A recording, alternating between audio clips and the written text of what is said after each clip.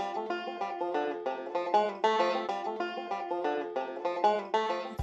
India Bastian, And I'm Aubrey Calvin, and this is Southern Queeries, exploring all things LGBTQ in the South.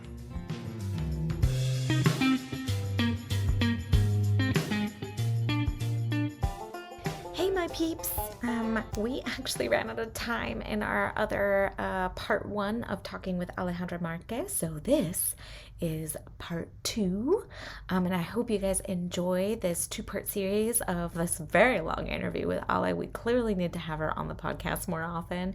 I still felt like there was so much more to talk about, but please enjoy part two with Ale Marquez.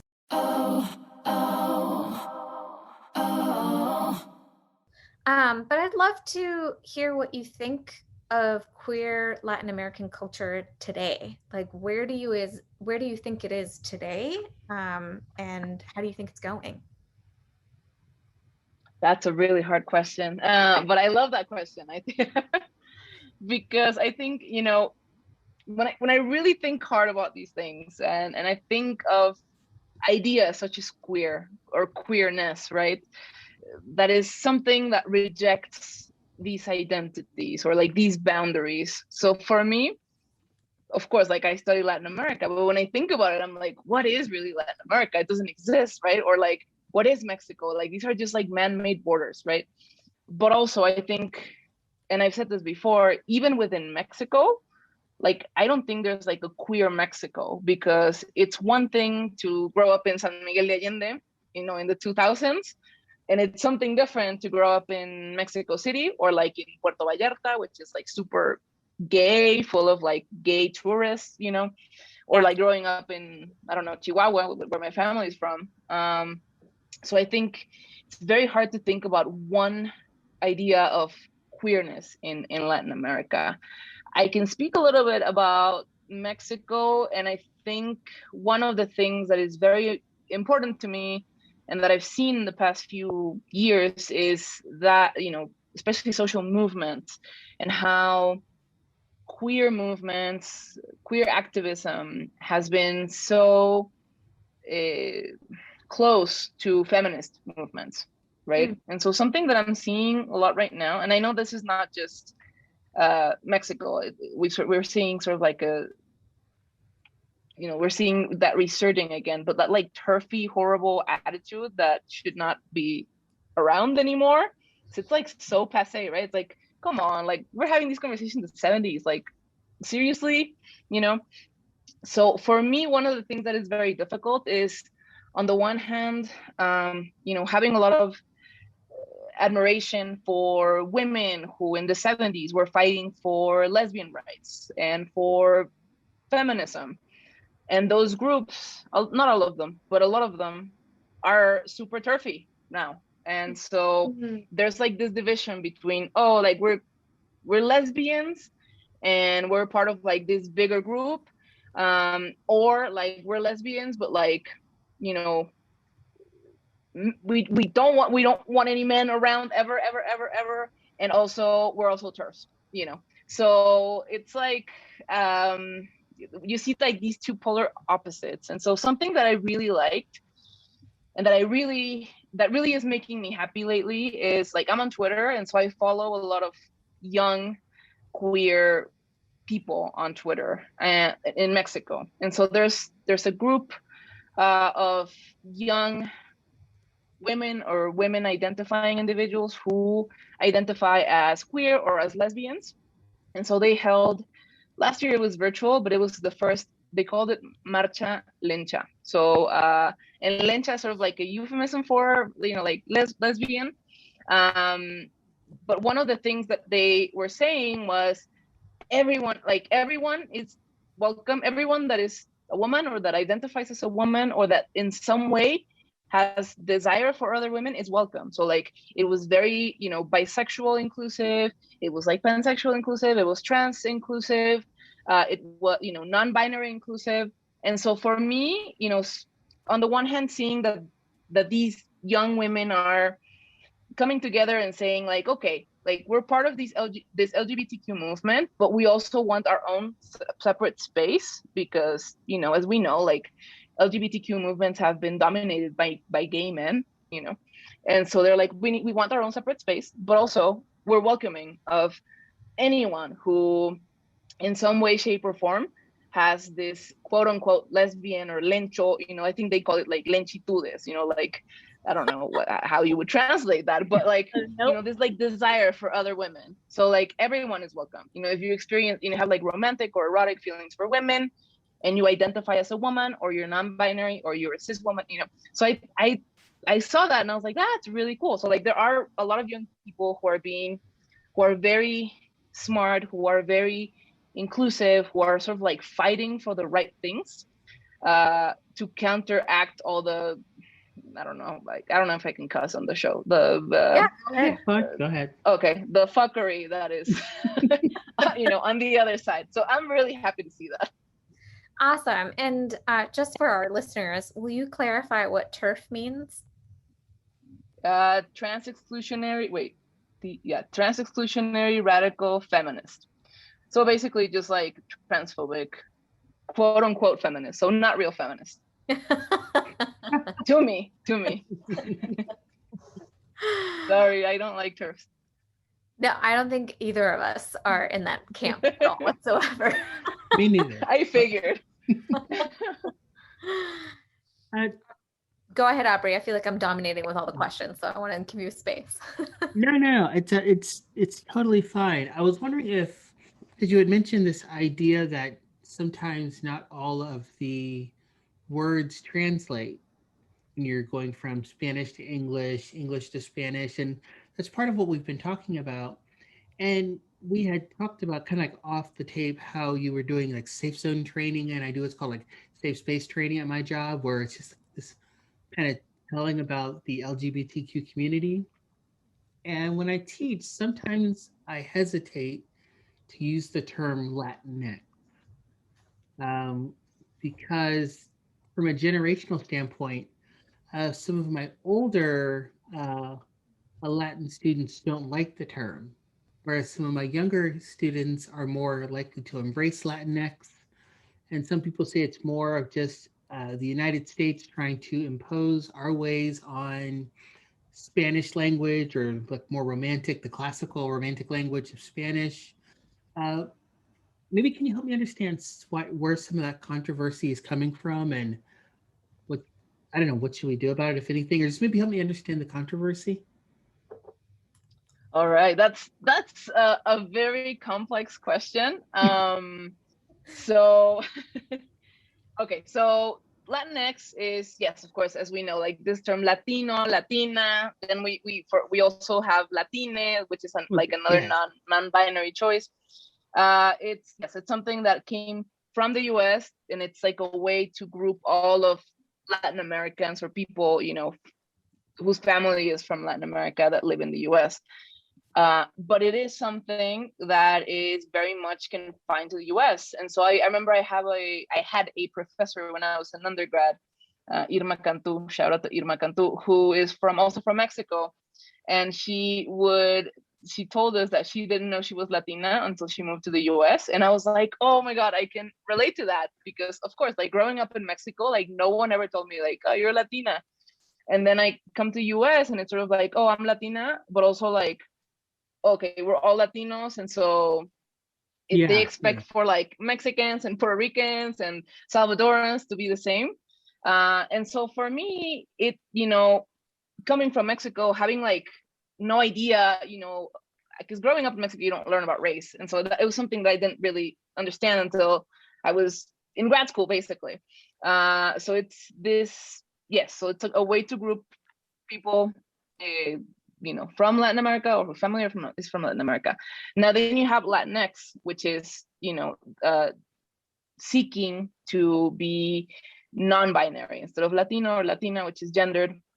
And so on the one hand, you have those who, of course, feel like it is trying to put us all into this homogenous group. And then you, of course, have the practicality of having some sort of identity.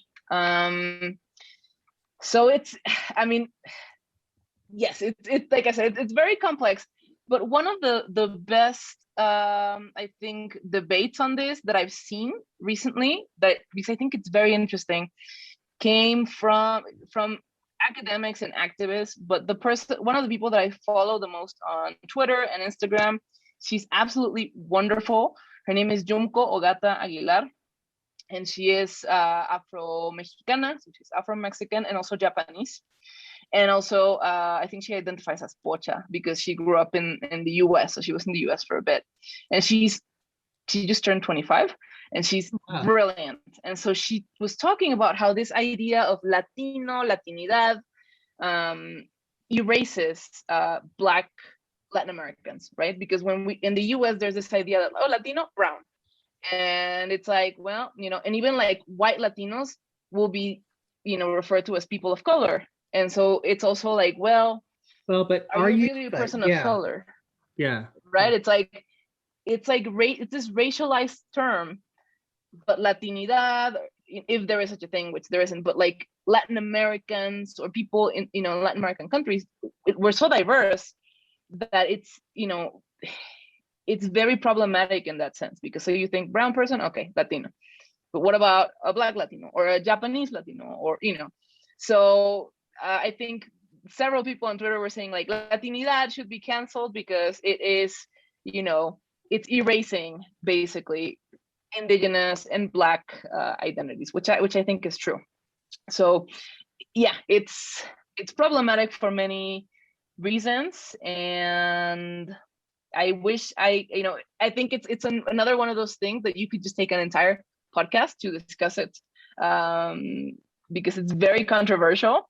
And I think for a very long time I identified as Latina in the US just because I was like, well, it's easier if I just flip on Latina, but I think now I just say I'm Mexican, because, well, I'm Mexican, right?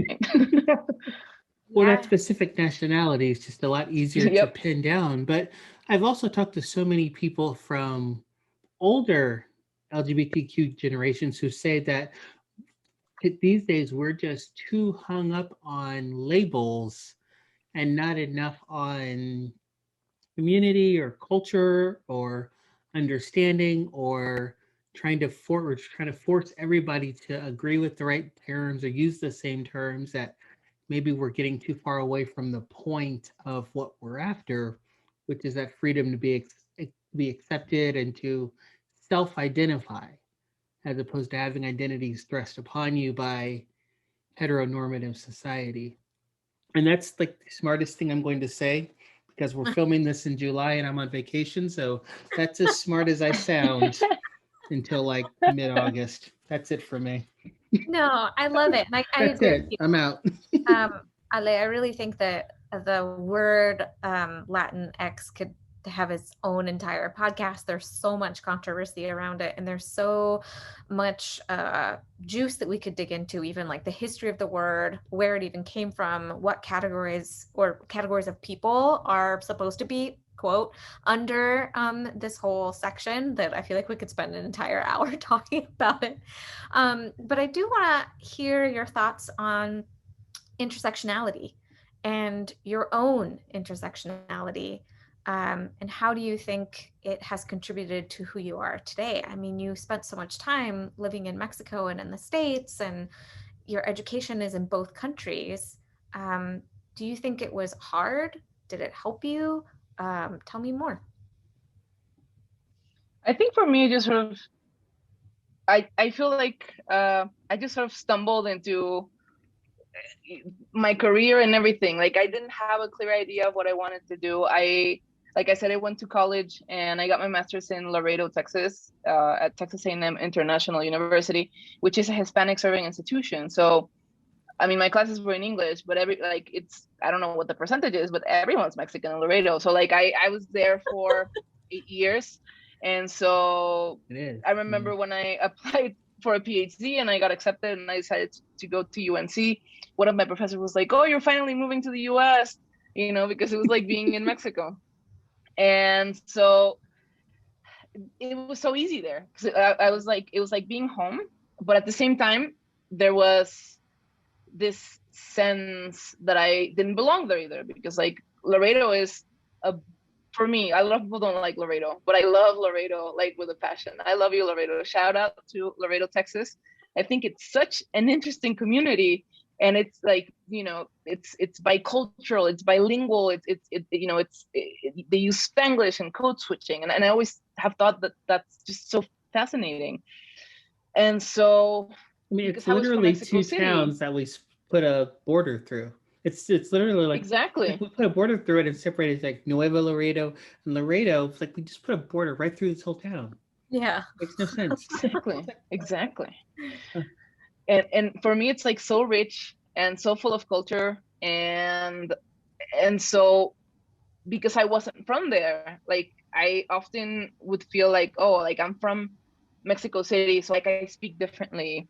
I you know, when I got there, I used to not code switch, and then like as time went on, I you know, I would do that a little bit more. I would use more Spanglish, and so for me, that was sort of like a little like taste of being at least on the border, because I had lived in another town before, but that's in Gonzales, Texas, like you mentioned, and that's a whole different story. But then going from Laredo to North Carolina, that's when I sort of realized, like, oh, this is what they mean when they say that we are minorities, right? I was like, well, that's a lot of white people, and you know, and I grew up in San Miguel, and there's a bunch of white Americans, but they're white Americans that know the culture, that, you know, a lot of them speak Spanish, so it's like a very different situation being in my country and then with a lot of white people, but then being in the US, and it's like, wow, okay, like, and that's sort of where I started to see and to be more aware of race and of nationality, you know, and UNC, of course, and I'm sure you've seen, it's you know, it's a school that has a really wonderful faculty, staff, really amazing students who have fought to take down racist, you know, white supremacist statues, you know, so that happened while I was there. And sort of having those conversations and listening to people telling me, you know, what their experience had been. And so for me, grad school it made me aware of that intersectionality, but it also really, really exposed me to other culture. You know, I learned about the South. I learned about, you know, and I knew about slavery, but sort of like all the details and like how the university had been built by slaves. And I was like, wow, this is super effed up, right? But that also got to meet people from all these different parts, like different like Spanish speaking countries that I otherwise had never met before, you know, like Salvadorans, which, you know, in Mexico, it's not as common, right? In South Texas, definitely not. But if you go to other parts of the country, that changes. So I think for me, that was like my, I don't know, like awakening, you know, just being in a place that was not Mexico, that was not the border, that was not Gonzales, Texas, because that's sort of like a different story, but in a place that truly exposed me to other realities, to other stories. But I think also with that, you have this tendency to, you know, of course, like people in the US look at me and they're like, yes, that's a woman of color. But then I'm in Mexico, and like, my skin's not dark enough for people to discriminate against me, but it's not light enough for them to treat me really well. So I'm just like, I don't exist, right? Like nobody cares about me in Mexico, which is kind of nice sometimes, right? I'm like, nobody's gonna notice me. But then I'm in like, I don't know, Michigan, and I stick out like a sore thumb. Like, what is she doing here? And when I was in North Carolina, that's what I was going to ask. I'm like, okay, so you went from South Texas to North Carolina, and now you're up in Michigan. That's another different cultural shift. What's it like there now where you're at? Well, you know, you're in San Miguel, right? I'm in San Miguel, yeah. So the pandemic, yeah. So I finished grad school. I was at UNC for an extra year. Then I got my job at Michigan State, and I was there for 7 months, and then the pandemic hit. And I checked with my department, and I was like, well, if you're going online, can I go to Mexico? And they were like, sure. I mean, no reason for you to be here if you're going to be teaching online. So here I am. So I didn't get to spend a lot of time in Michigan. And I don't like, I'm still trying to figure out Midwestern culture because I don't understand it at all. I was like, I know American culture. Like I've lived here for like half my life. And then I get to the Midwest and they're like, yeah, you know Southern culture, but you don't know Midwestern culture. And I'm like, what? You know, like it's different. And it is, you know, but for example, like in the South, in North Carolina, I would get asked, and I shit you not, like this happened so many times, and always at the gas station, usually, or the grocery store, that someone would ask me, where are you from, of course? And I would say, you know, like Mexico, and they would be like, oh, you're not Indian.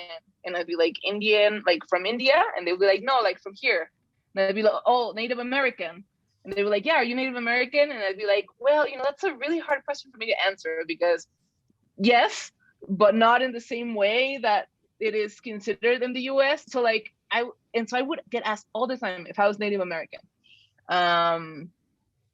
Which I had never been asked before, right? And so in Michigan, at least for those 7 months, no one has asked me about my ethnicity, which I appreciate, honestly. Yet though, it Yes. still might happen. Yet. Yeah. It might. I love it. So I did want to ask, and Aubrey came up with this question. I thought it was a really good one, and I was really excited of all the work that Aubrey put in to come up with these questions. But No, you know, most of them. you focus on lesbian representation in contemporary Mexican literature, but for our listeners who aren't familiar, what is just usual Mexican literature like?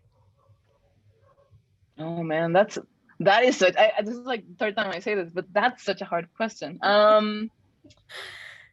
mean, like I said, so it for a very long time it was very centralized. So it would be like stuff out of Mexico City, a lot of men, a lot of upper middle class men. So like when you think Mexican literature, you usually think like Carlos Fuentes, you know, Octavio Paz, so like these really rich white men.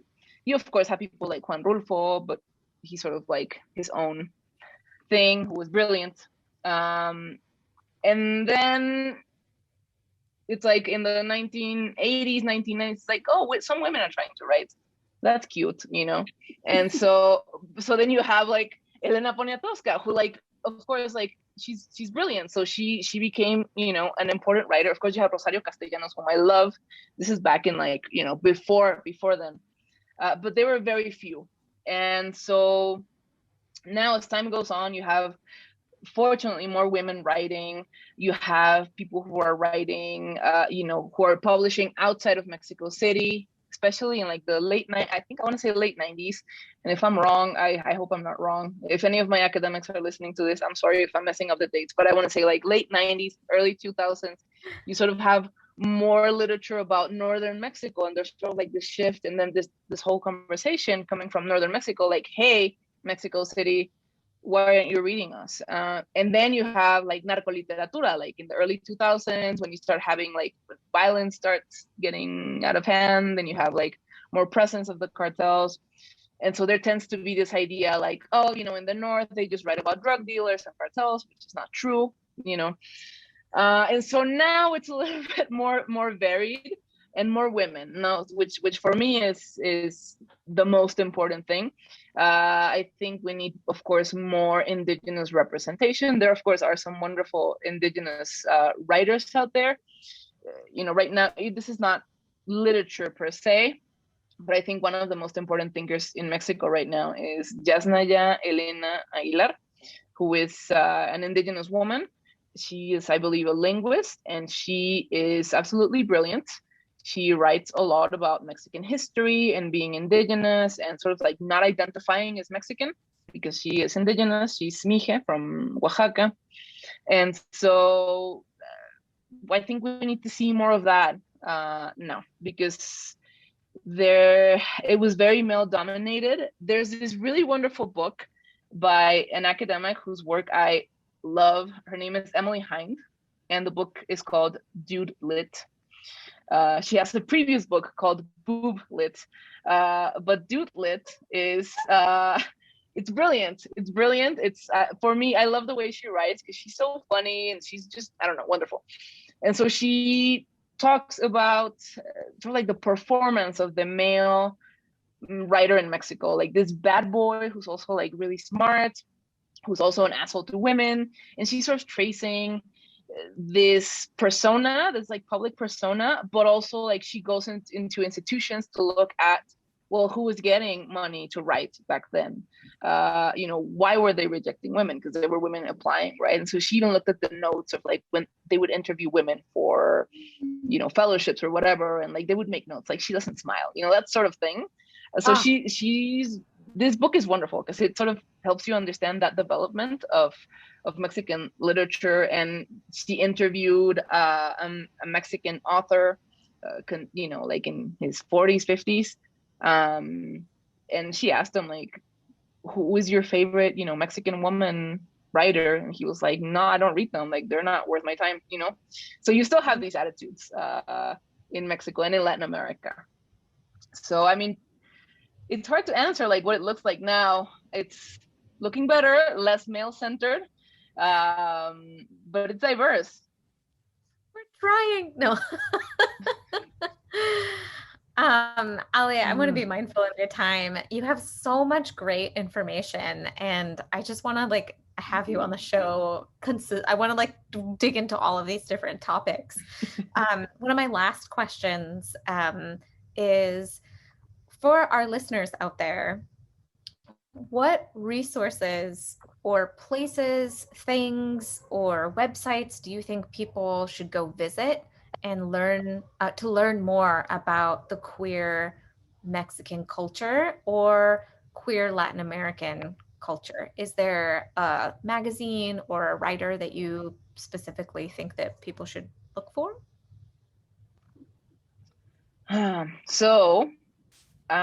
The resources that I can think about are mostly in Spanish. So I know there's like this like an online magazine called Homosensual, like instead of homosexual, homosensual, that has a lot of information, and they write about like literature, like brief articles. If you want to get a little bit more academic, I would follow the work of writers like Lawrence LaFontaine Stokes or Joseph Pierce. There's so many of them. There's so many wonderful colleagues who have done great, interesting work on queer Latin America. What else? I don't know if I can think of any specific resources, at least not in English. And because I'm so academic and sometimes I'm so like in that box, it's hard. But I think I would start there. I would check out Twitter. Some really cool conversations going on Twitter. Yeah, I think those are my main ones. And how do people follow you on Twitter? I feel like that might be a great gateway to find other great writers and or information. And what other platforms should we be following you on? So I tweet a lot, mostly in Spanish, and do not expect anything too intellectual from my Twitter. It's like I started tweeting, and then a bunch of colleagues started following me, but I was just tweeting like, I just had some tacos. And then like people started following me, and I'm like, oh, they're expecting me to tweet out like intellectual stuff, and I'm not. So sorry. But my Twitter, no. My Twitter is Alesa06, so ALESA06. And that's also my Instagram, which is, you can also follow me there. But Twitter is where I post most things. Wait, I do have one more question. And Aubrey, if you have more questions, now is the time. Your favorite taco right now? My favorite taco forever is suadero, which you can only get good suadero in Mexico City. And so there's this specific taco place in southern Mexico City called Tacos Charlie. Best tacos I've ever eaten in my life. I try to go there whenever I can. So suadero is number one, and then number two, tacos al pastor.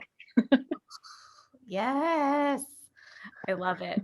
Aubrey, do you have any more questions? I feel like I could keep going. No, now I'm just hungry. Sorry, y'all. Thank you so much for talking to us. It was a lot of fun. Thank you so much for having me. Ale, this was so great. I will be in San Miguel for Thanksgiving, and I'd love to see you for lunch, or better Yes. yet, tacos. Yes, please. I will be here. Yay! I'm going to be there for an entire week. I'm bringing Allison Sweet. and her parents and her family, some of which who have never even been to Mexico. So Wow. I'm really excited to play tourist, but I'm also realizing that now I'm a tourist because I asked someone, I was like, "Ooh, we could go to brunch at Rosewood." And my sister, who you know very well, was like, "Ew, that's so 2000s. Like, we need to go to Murph." And I was like, I "Oh don't no." know. So Well, look, to be fair, I love brunch at Rosewood, and I've been wanting to go for a while. So whatever, Dali, I can't take that away from us. Right? No, but really, I want to go have tacos with you. Never mind brunch. Let's go get tacos. Absolutely. Maybe we'll do both. Yes. We could do that, yeah. Well, And the then thing is, Rosewood had tacos for brunch too. they do. They're really good tacos there too.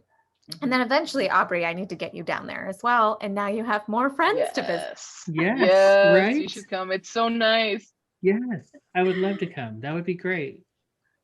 Ale, Or this are was- you in? Oh, sorry. No, go for it. I was gonna ask Aubrey. Are you in South Carolina? Am I right? No, I'm in Fort No? Worth. I'm in Fort Worth too. I'm just a few miles away from Why India. did I We're think just you were in South Carolina? we did an interview. I don't know. Oh, no, I vacation. I did vacation there a few last month. I'm like, I don't know. Like, I don't know. I went there for a vacation last month. See, I'm tired. Yeah, no, crazy, No, Ale, yeah. but Aubrey was one of like 3 people who showed up to one of my meetups that I was trying to like build queer culture.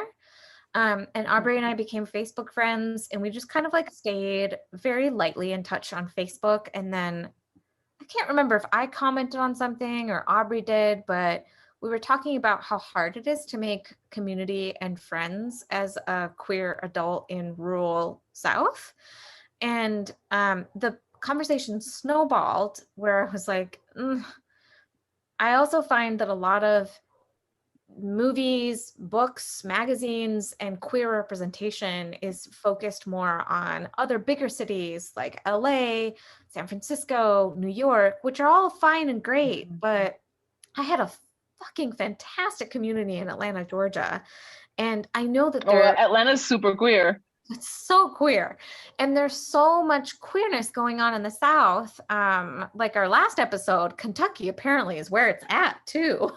Yes, apparently, and it's been for apparently like 150 years. Yeah, or like Really?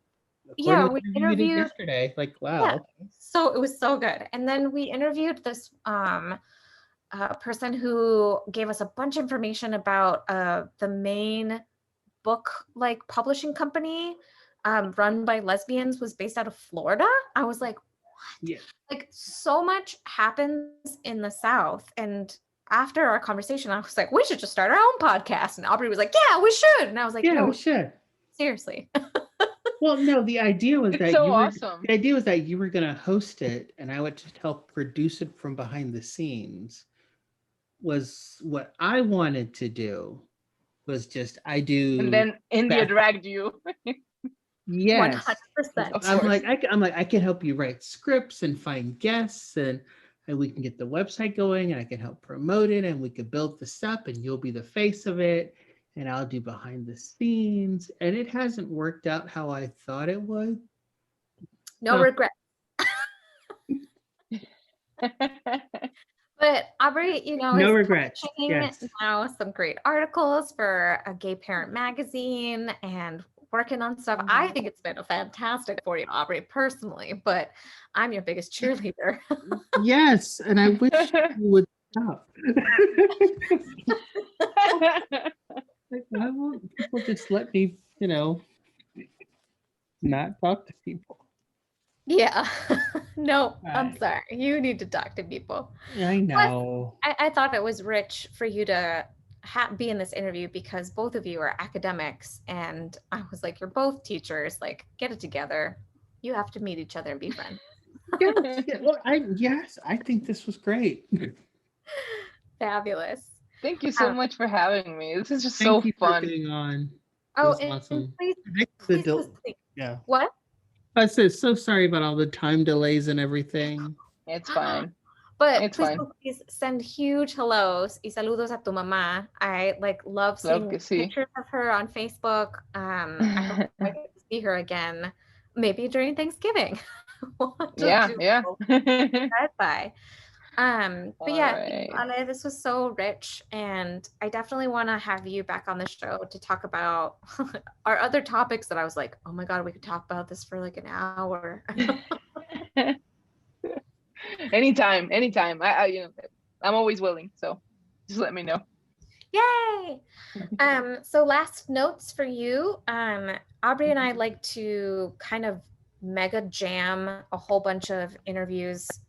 We try not to do this, it just kind of happened that way, but like they happen kind of back to back. And then we have like a collection of interviews to edit, and then we release them on a bi-weekly basis. So we don't have yours scheduled, but I will message you in advance before it comes out. That way you can also notify Hablemos Escritorias, because we'll plug them in and cross-link them as well. And any other stuff that you want us to cross-promote, send it my way. We'd be happy to do that, yes. Yeah, Awesome. and Aubrey might reach out to you after the fact, or me, about some of the titles. I was like speed typing them in my notes, and I was like, I probably misspelled that horribly. It's all good. I'm happy to send them. Yeah, because we like to offer resources to people who are listening to the episode, and that way, if they're interested in reading some of these books, such as myself, like I'm like, oop, gotta order Las Malas by Camila Sosa. But I also was like, ooh, I feel like we both pronounced it in like actual Spanish, and then people are like, what? Yeah. Good. Yeah. Good. Yeah. People need to get used to hearing All other right. languages. Because there's true. more That is very more true. Spanish Good. speaking coming I'm like, up. good. I like that. People need to get used to that. Love it.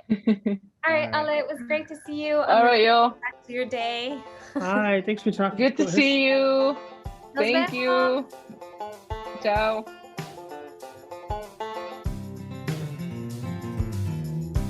You can find more information about this episode and the show at our website, southernqueeries.com. You can also find us on Facebook and Instagram by searching Southern Queeries. Queeries is with 2 E's. Until next time, thanks for listening. Some credits. Production, your hosts, India and Aubrey. Audio mixing by Allison Hawley. Story research, Aubrey Calvin. Editing, India Bastien. This is Southern Queeries.